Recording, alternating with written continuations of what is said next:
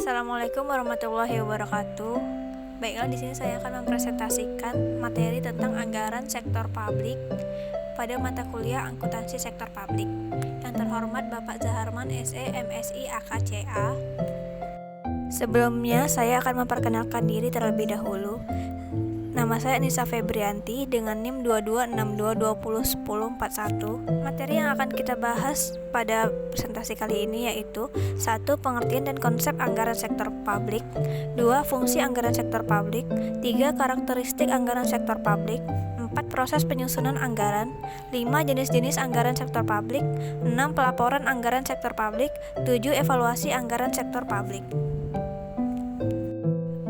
Baiklah, kita mulai dengan materi pertama yaitu konsep dan pengertian anggaran sektor publik. Konsep anggaran sektor publik. Anggaran merupakan pernyataan mengenai estimasi kinerja yang hendak dicapai selama periode waktu tertentu yang dinyatakan dalam bentuk ukuran finansial. Sedangkan penganggaran adalah proses atau metode untuk mempersiapkan suatu anggaran. Dalam organisasi sektor publik, penganggaran merupakan suatu proses politik. Ada sektor swasta. Anggaran merupakan bagian dari rahasia perusahaan yang tertutup untuk publik. Sebaliknya pada sektor publik, anggaran justru harus diinformasikan kepada publik untuk dikritik, didiskusikan, dan diberi masukan. Penganggaran sektor publik terkait dengan proses penentuan jumlah alokasi dana untuk tiap-tiap program dan aktivitas dalam satuan moneter. Proses penganggaran organisasi sektor publik dimulai ketika perumusan strategi dan perencanaan strategi telah selesai dilakukan. Anggaran merupakan managerial plan for action untuk memfasilitasi tercapainya tujuan organisasi. Aspek-aspek yang harus tercakup dalam anggaran sektor publik meliputi 1. Aspek perencanaan, 2. Aspek pengendalian, 3. Aspek akuntabilitas publik. Penganggaran sektor publik harus diawasi mulai tahap perencanaan, pelaksanaan, serta pelaporan, dan akan lebih efektif jika diawasi oleh lembaga pengawas khusus atau oversight group. Apa itu anggaran sektor publik? Anggaran sektor publik adalah anggaran yang dibuat untuk membantu menentukan tingkat kebutuhan masyarakat seperti air, listrik, kualitas kesehatan, pendidikan, dan sebagainya.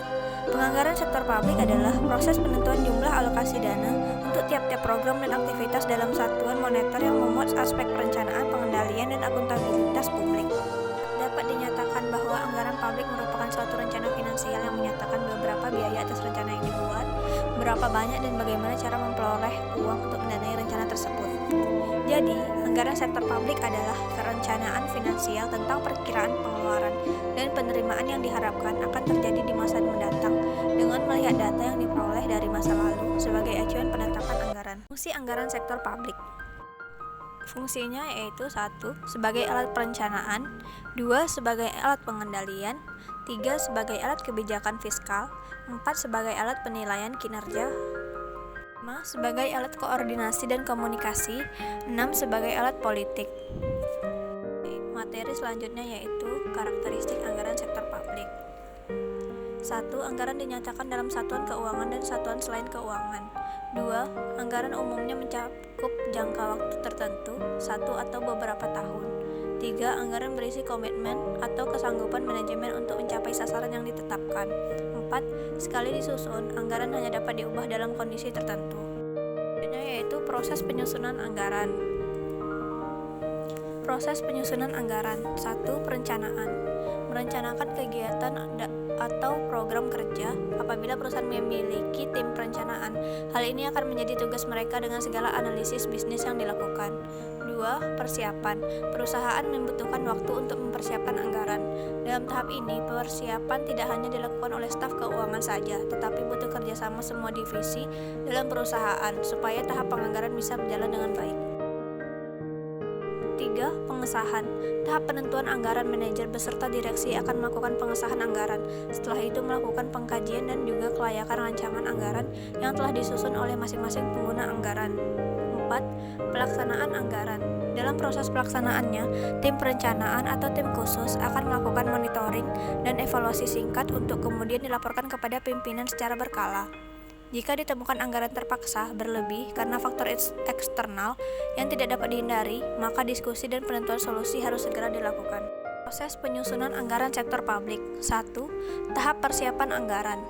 Pada tahap ini, dilakukan taksiran pengeluaran atas dasar taksiran pendapatan yang tersedia, terkait dengan masalah terkait tersebut, yang perlu diperhatikan adalah sebelum menyetujui taksiran pengeluaran, hendaknya terlebih dahulu dilakukan penaksiran pendapatan secara lebih akurat. Selain itu, harus disadari adanya masalah yang cukup berbahaya jika anggaran pendapatan diestimasi pada saat bersamaan dengan pembuatan keputusan tentang anggaran pengeluaran. 2. Tahap ratifikasi. Tahap ini yang melibatkan proses politik yang cukup rumit dan cukup berat. Pimpinan eksekutif dituntut tidak hanya memiliki managerial skill, namun juga harus mempunyai political skill, salesmanship, and coalition building yang memadai. Integritas dan kesiapan mental yang tinggi dari eksekutif sangat penting dalam tahap ini. 3. Tahap pelaksanaan anggaran. Dalam tahap ini, yang paling penting adalah yang harus diperhatikan oleh manajer keuangan publik adalah dimilikinya sistem informasi akuntansi dan sistem pengendalian manajemen. 4. Tahap pelaporan dan evaluasi. Tahap pelaporan dan evaluasi terkait dengan aspek akuntabilitas. Jika tahap implementasi telah didukung dengan sistem akuntansi dan sistem pengendalian manajemen yang baik, maka diharapkan tahap budget reporting and evaluation tidak akan menemukan banyak masalah. Kelima yaitu jenis-jenis anggaran sektor publik. Anggaran tradisional. Sistem anggaran tradisional mencurahkan perhatiannya pada pengembangan sistem pengawasan atas pengeluaran dan penerimaan. Anggaran tradisional merupakan pendekatan yang paling banyak digunakan di negara berkembang dewasa ini. Anggaran tradisional memiliki dua ciri utama, yaitu 1. Cara penyusunan anggaran yang didasarkan atas pendekatan incrementalism. 2. Struktur susunan anggaran yang bersifat line item. Anggaran tradisional bersifat inkremental, yaitu hanya menambah atau mengurangi jumlah rupiah pada item-item yang sudah ada sebelumnya dengan menggunakan data tahun sebelumnya sebagai dasar untuk menyesuaikan besarnya penambahan atau pengurangan tanpa dilakukan kajian yang mendalam. Item. Ciri lain anggaran tradisional adalah struktur anggaran bersifat line item yang didasarkan atas dasar sifat natur dari penerimaan dan pengeluaran. Penyusunan anggaran dengan menggunakan struktur line item dilandasi atasan adanya orientasi sistem anggaran yang dimaksudkan untuk mengontrol pengeluaran, bukan berdasarkan pada tujuan yang ingin dicapai dengan pengeluaran yang dilakukan. New Public Management. New Public Management berfokus pada manajemen sektor publik yang berorientasi pada kinerja, bukan berorientasi kebijakan. New Public Management menimbulkan beberapa konsekuensi bagi pemerintah. Di antaranya adalah tuntutan-tuntutan untuk melakukan efisiensi, penangkasan biaya, dan kompetensi tender. Anggaran kinerja atau performance budgeting. Sistem anggaran kinerja merupakan sistem yang mencakup kegiatan penyusunan dan tolak ukur kinerja sebagai instrumen untuk mencapai tujuan dan sasaran program.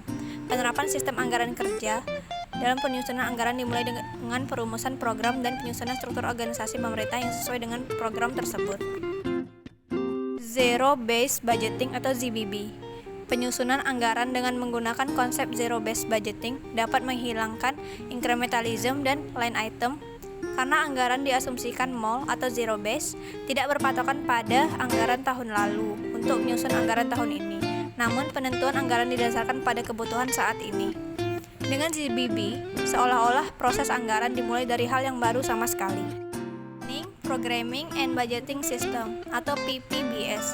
PPBS merupakan teknik penganggaran yang didasarkan pada teori sistem yang berorientasi pada output dan tujuan dengan pendekatan utamanya adalah alokasi sumber daya berdasarkan analisis ekonomi. Selanjutnya yaitu pelaporan anggaran sektor publik. Pemerintah biasanya merinci anggaran mereka dalam dokumen yang disebut APBN atau APBD untuk tingkat provinsi dan kabupaten kota. Laporan anggaran pemerintah harus mencakup estimasi pendapatan dan rencana pengeluaran dalam berbagai sektor seperti pendidikan, kesehatan, infrastruktur, dan lainnya. Laporan harus disusun secara transparan dan diaudit secara independen untuk memastikan kepatuhan terhadap rencana anggaran dan penggunaan dana yang tepat. Non-pemerintah. Organisasi non-pemerintah dan badan amal juga harus memiliki pelaporan anggaran yang jelas. Mereka harus menyusun laporan keuangan yang mencakup penerimaan dan pengeluaran, serta informasi terkait penggunaan dana untuk program dan proyek yang mereka jalankan. Materi selanjutnya yaitu 7. Evaluasi anggaran sektor publik.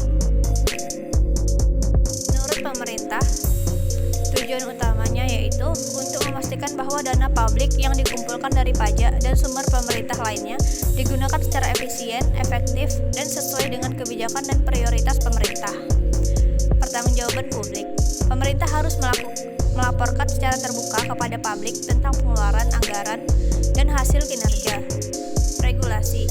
Ada aturan dan peraturan yang ketat untuk mengatur pengeluaran dan anggaran sektor pemerintah, termasuk pertanggungjawaban kepada publik dan badan pengawas. Kompleksitas anggaran. Anggaran pemerintah biasanya lebih besar dan lebih kompleks dibandingkan dengan organisasi non-pemerintah karena mereka harus memenuhi berbagai kebutuhan masyarakat. Pemerintah.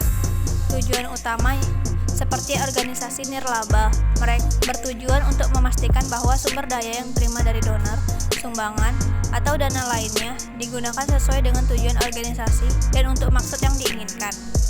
Akuntabilitas donor.